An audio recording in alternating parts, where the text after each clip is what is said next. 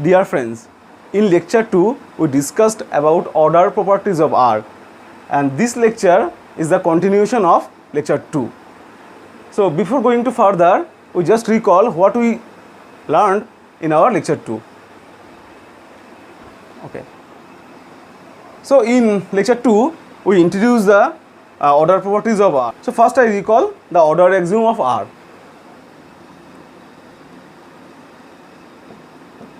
Order axioms of R. The order axioms of R tells us that there exists a non-empty subset of R which has the following three properties. The first property is that if we take two elements from the set P, then their sum must belong to P. That means the set P is closed under addition. The second property is if we take two elements from the set, then their product must belong to the set P. That means the set P is closed under multiplication. And the third property is if we take any real number, then either A belongs to P or A equal to 0 or minus A belongs to P. So in R there exists a non-empty set P which has the following three properties. So these three properties are called order axioms of R. So in other words, we can demonstrate order axiom as follows. If we take two real numbers AB and if A is positive and B is positive, then their sum is positive. If A is positive, B is positive, then their product is positive. And the third one is either A is strictly greater than B or A equal to B or A is strictly less than B. So this is the another formulation of order axioms of R. In lecture 2 we proved some results using order axioms and algebraic properties of real numbers. So those properties are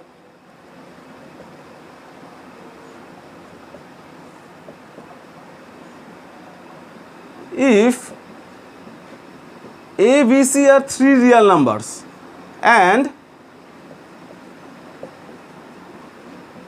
A is strictly greater than B and B is strictly greater than C, then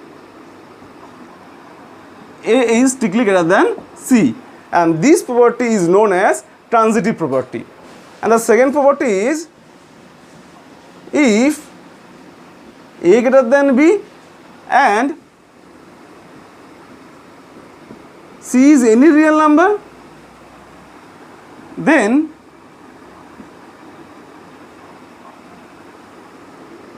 A plus C is strictly greater than B plus C.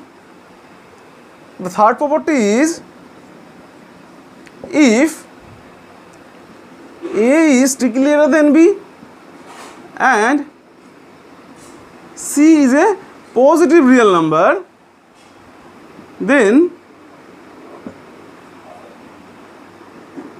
AC is strictly greater than BC. The fourth property is if A greater than B and C less than 0. That is, C is a negative element, that is minus C is a positive element, then AC is strictly less than BC. And the fifth property is, if A is any non-zero real number, then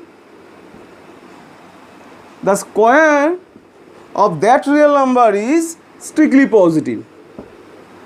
Okay.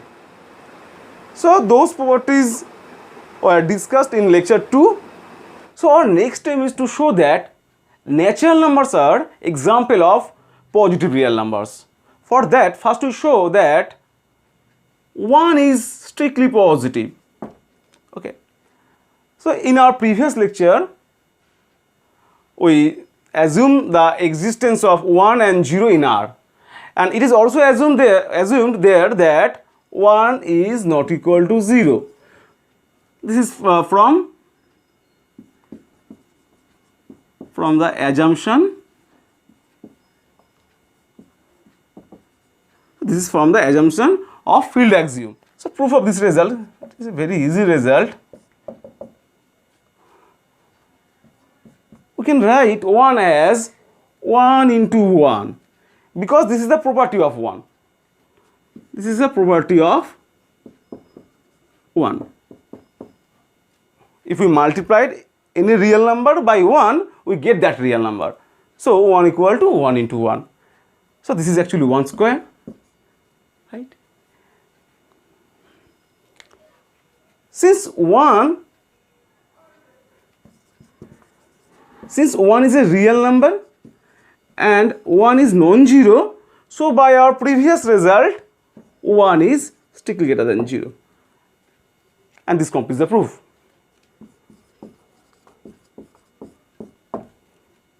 Okay, so just to prove that 1 is strictly greater than 0, now we have to prove that any natural number is strictly positive. That is, n is strictly positive for any n belongs to set of natural numbers. We have to prove this, and we prove this result using principle of mathematical induction. Okay, proof. So first we make a statement. Let Pn be a statement that n is strictly positive. Okay, so then by our previous result, P1 is true. Okay, now we assume that Pk is true. That Pk is true. We assume that. So our claim is that P of k plus 1 is true. Okay, since 1 is positive, we have already proved it, so 1 belongs to P, and we assume that Pk is true, so k is positive, that is k belongs to P. Okay, since P is closed under addition, so we can write 1 plus k equal to k plus 1 belongs to P. That means k plus 1 is positive, and this implies as P of k plus 1 is true. So by principle of mathematical induction, the statement Pn is true for every n, that is, n is strictly positive for every n, and this completes the proof.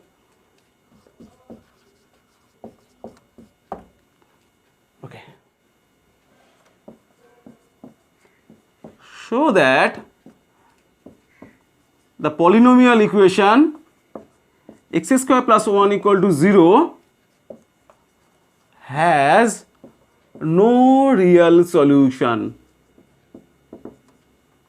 That means if the equation x square plus 1 equal to 0 has a solution, then that solution is not a real number, and that helps us to see that there exist complex numbers. Okay, we have to prove this result. Proof.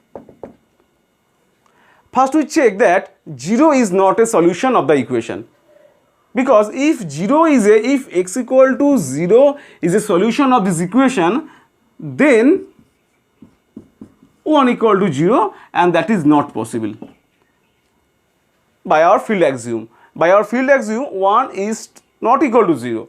So 0 is not a solution of this equation. So if this equation has a solution, has a real solution,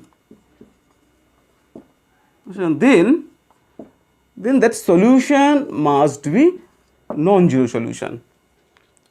So what we assumed here, that we assume here that this equation has a real solution.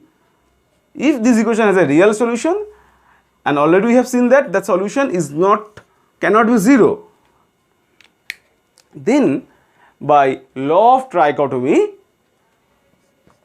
that solution is positive, strictly positive, or the solution is strictly negative. Okay.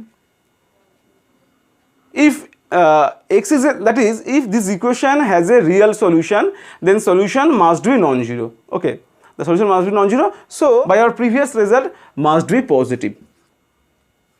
But here x square equal to -1.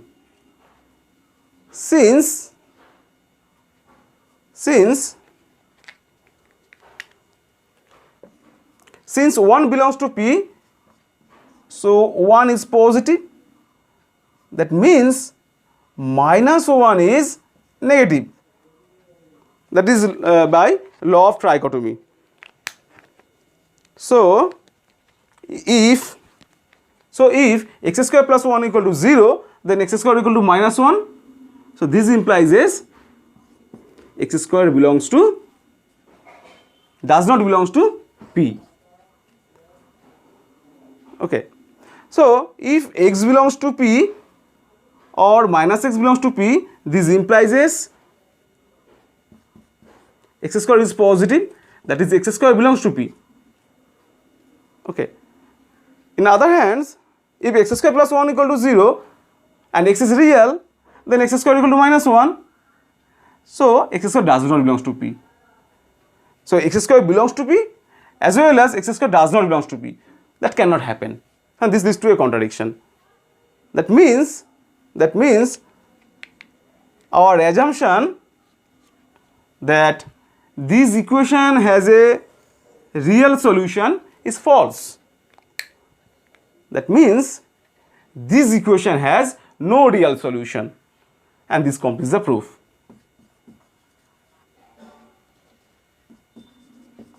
Okay. So this equation has no real solution, and this helps us to ensure that there exist complex numbers, or in other words, there exist polynomial equations over R which has no solution in R. Okay. Next, one observation. If n is a natural number, then 1 by n belongs to P.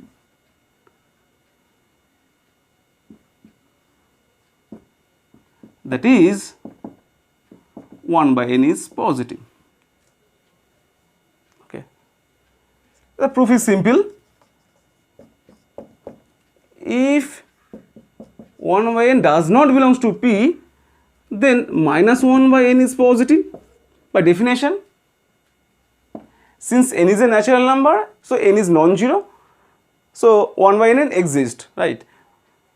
And n into minus of 1 by n equal to minus of n into 1 by n equal to -1. Okay. Already we have proved that any natural number is strictly positive. That is, n belongs to P, and we assume that minus n minus 1 by n is positive, that is minus 1 by n belongs to P. Since P is closed under multiplication, so minus 1 equal to n into minus multiplied by minus of 1 by n, this belongs to P, and this is not possible because minus 1 is negative element. So our assumption 1 by n does not belongs to P, this assumption is false. This assumption is false. That means 1 by n is positive. Okay. Next exercise. Exercise. If A is a non-zero real number, if A is a non-zero real number, then 1 by A exists, reciprocal of A exists. So, question 1, if A belongs to P, then 1 by A belongs to P. Exercise 2, if minus A belongs to P, then minus 1 by A belongs to P. So these two are easy exercises. Okay. If I ask you that what is the smallest natural number, the answer is 1. But if I ask what is the smallest positive real number, what is the answer? So observation, there does not exist any positive smallest real number. Very important observation. Proof of this observation, let us assume that yes, there is a positive smallest real number. Let A be the positive smallest real number. Okay. So given, that is given A is positive and A is smallest. Here smallest mean if x is any positive real number, then A is strictly less than x. Is the meaning of smallest. Okay. Now we consider a real number A by 2. A by 2 means half multiplied by A. We have already proved that half is a positive real number, and given that A is positive real number, so since half belongs to P and A belongs to P and P is closed under multiplication, so this implies is A by 2 belongs to P, and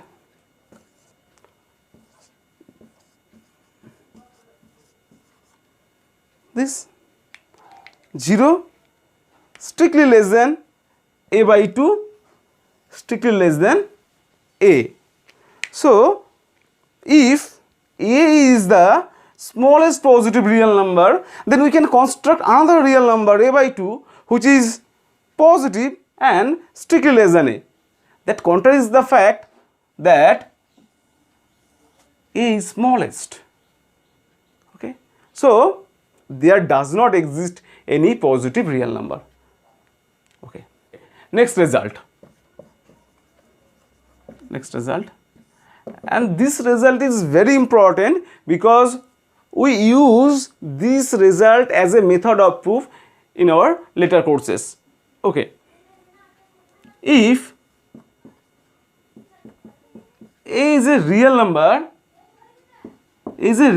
such that 0 less or equal to a strictly less than epsilon for every epsilon positive. That is, a is a real number which is strictly less than any real number, any positive real number, and if a is positive, then a must be 0. The result is, if a is a real number such that 0 less or equal to a and a is strictly less than epsilon for every epsilon positive, then a must be 0. This is a result, and this result help us to prove many theorems later. So this is a method of a proof. So this is a one kind of method of proof. Okay.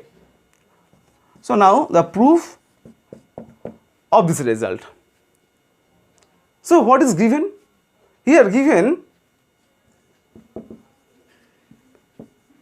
a is greater or equal to 0. That is, either a equal to 0 or a is strictly positive. So if a equal to 0, then the proof is done. Then the proof is done. Actually, the meaning of this symbol, a greater or equal to 0, is either a is strictly positive or a equal to 0. And if a equal to 0, then the proof is done. So we assume without loss of generality, we can assume that a is strictly positive. Okay. Now we consider a new real number, epsilon naught, as a by 2. We have already seen that if a is strictly positive, then the new number epsilon is equal to a by 2 is positive.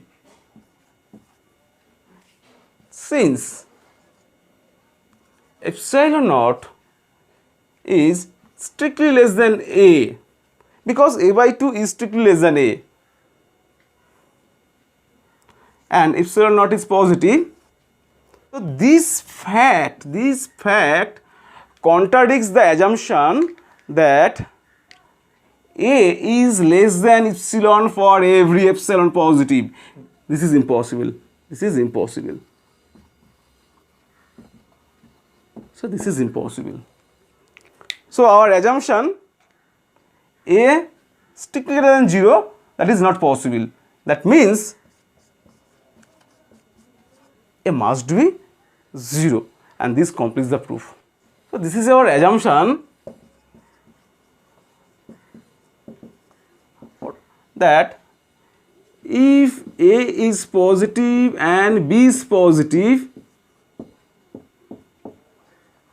then a dot b is positive. That is, if a belongs to p and b belongs to p, then ab belongs to p. That was our assumption. So using these assumption, using the above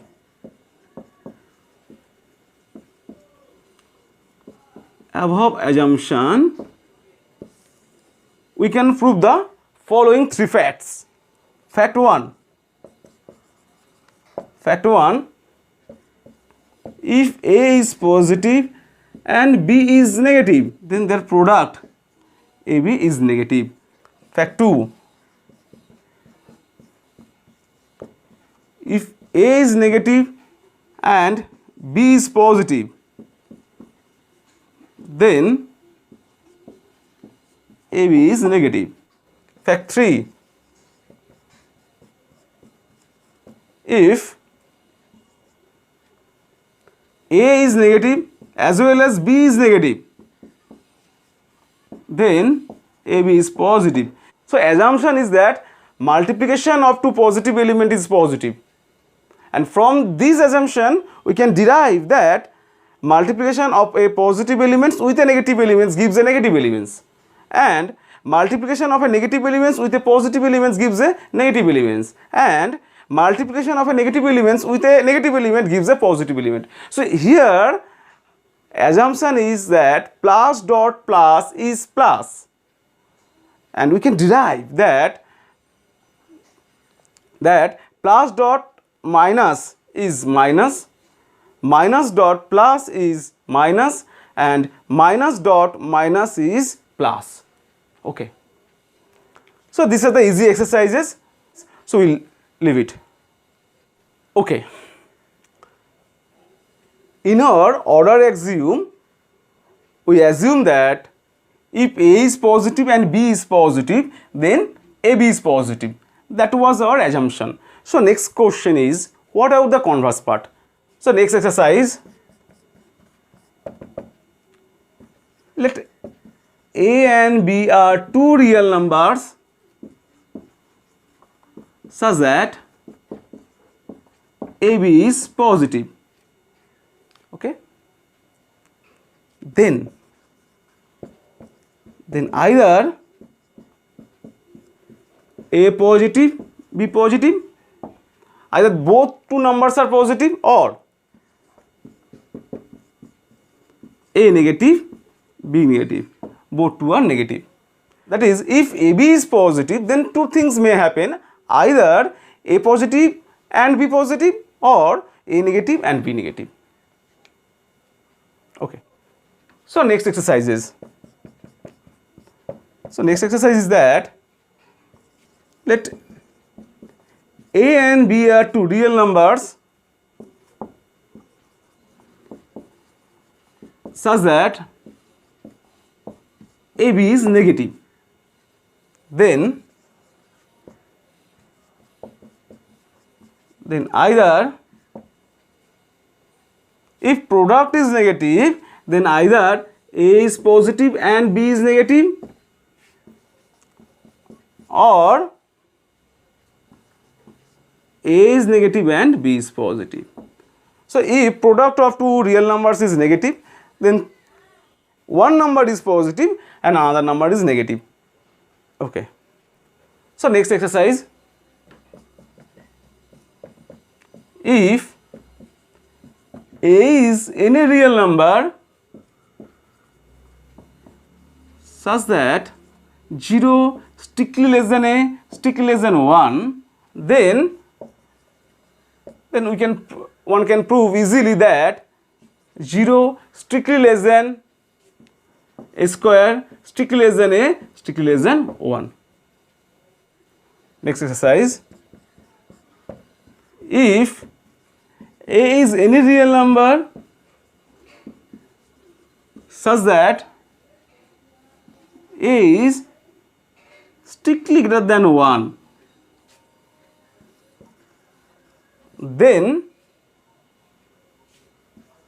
A square is strictly greater than A, strictly greater than 1. Okay, I stop here. In our next video lecture, we will discuss the absolute value of real numbers. Thank you.